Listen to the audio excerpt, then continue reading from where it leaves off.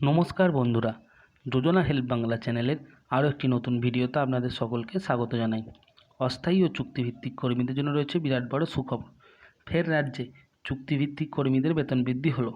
VRP, civic volunteer, ASHA, ICT, SSK, MSK, ICDS, health ডিপার্টমেন্টের কর্মী, group CD সহ সমস্ত চুক্তিভিত্তিক কর্মীদের বেতন বৃদ্ধি হলো। এই মর্মে নয়া বিজ্ঞপ্তি জারি করল অর্থ দপ্তর।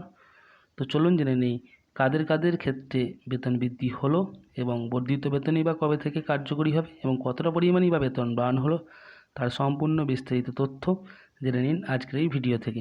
ভিডিওটি স্কিপ না করে প্রথম থেকে শেষ পর্যন্ত দেখুন, আর চ্যানেল নতুন হলে অবশ্যই চ্যানেলটি সাবস্ক্রাইব করে নেবেন। সরকারি কর্মীদের সঙ্গে অস্থায়ী ও চুক্তিভিত্তিক কর্মীদের জন্য সুখবর, বাড়ল বেতন। কেন্দ্র সরকারের তরফে ইতিমধ্যে সমস্ত সরকারি কর্মী ও সঙ্গে অস্থায়ী চুক্তিভিত্তিক কর্মীদের বেতন বৃদ্ধির ঘোষণা করে দেওয়া হয়েছে। কেন্দ্র সরকারের সঙ্গে এবার রাজ্য সরকারের তরফেও এই ঘোষণা করা হবে। কেন্দ্র সরকারের এই বেতন বৃদ্ধির অধীনে পড়বে সমস্ত আশাকর্মী, আইসিডিএস কর্মীর সঙ্গে বেতন বৃদ্ধি হবে সমস্ত হেল্পার ওয়ার্কারদের ও অস্থায়ী চুক্তিভিত্তিক কর্মীদের মধ্যে প্রায় 1.5 কোটি কর্মীর এই বেতন বৃদ্ধির সুবিধা পাবেন।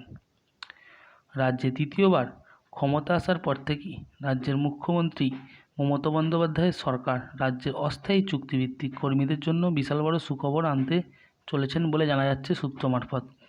যারা যারা এই সংস্থার আওতায় পড়বেন তারা হলো রাজ্যের সমস্ত সিভিক ভলেন্টিয়ার, আশাকর্মী, হেল্পার ওয়ার্কার, পঞ্চায়েত পৌরকর্মী, ভিলেজ ও হেলথ কর্মী, ক্যাজুয়াল ওয়ার্কার, গ্রুপ ডি স্বাস্থ্য দপ্তরের অস্থায়ী কর্মী, ভিআরপি সহ সমস্ত চুক্তিভিত্তিক অস্থায়ী কর্মীরা এই সুবিধা পাবেন বলে জানা যাচ্ছে।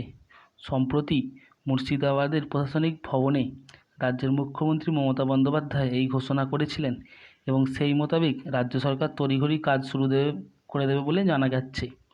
এবার এই অভিজ্ঞতার ভিত্তিতে বেতনক্রম নির্ধারণ করা হবে বলে জানিয়েছে অর্থ দপ্তর। তো চলুন জেনে নিই কাদের ক্ষেত্রে বেতন কীরমভাবে বাড়বে।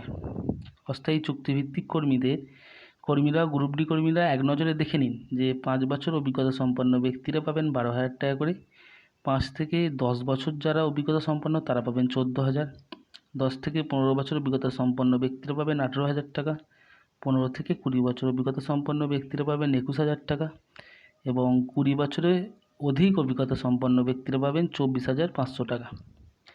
তো আবার দেখে নিন 5 থেকে 10 বছর 14,000, 10 থেকে 15 বছর 18,000, 15 থেকে 20 বছর 21,000, 20 বছরের অধিক 24,500 টাকা।